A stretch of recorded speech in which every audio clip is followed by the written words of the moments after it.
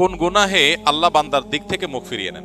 এই বিষয়ে প্রসিদ্ধ একটা হাদিস আছে, নবী সাল্লাল্লাহু আলাইহি ওয়াসাল্লাম বলেছেন, তিন ব্যক্তি এমন আছেন যাদের সাথে কিয়ামতের দিন আল্লাহ কথা বলবেন না, তাদেরকে আল্লাহ তাআলা পবিত্র করবেন না। এই মানুষগুলো যাদের থেকে আল্লাহ তাআলা মুখ ফিরিয়ে নেবেন, তাদের সাথে আল্লাহ কথা বলবেন না, তাদেরকে আল্লাহ পবিত্র করবেন না। সেই মানুষগুলোর মধ্যে একজন হলেন ওই পুরুষ, যে পুরুষ টাকনুর নিচে পোশাক পরে। পোশাক পরে বলতে যে পোশাক উপরের দিক থেকে যায় সেটা টাকনুর নিচে পরে, প্যান্ট, পাজামা, চাদর, লুঙ্গি, জুব্বা, জামা, এগুলো। মুজা যেটা থাকেই নিচে, নিচ দিক থেকে পরা হয়, ওইটার কথা ভিন্ন। তো এই যে মুসবিল যে ব্যক্তি টাকনুর নিচে প্যান্ট, পাজামা, লুঙ্গি ইত্যাদি পরে, এই ব্যক্তি তার সাথে আল্লাহ কিয়ামতের দিন কথাও বলবেন না এবং তার দিকে আল্লাহ তাকাবেনও না, তাকে আল্লাহ পবিত্রও করবেন না।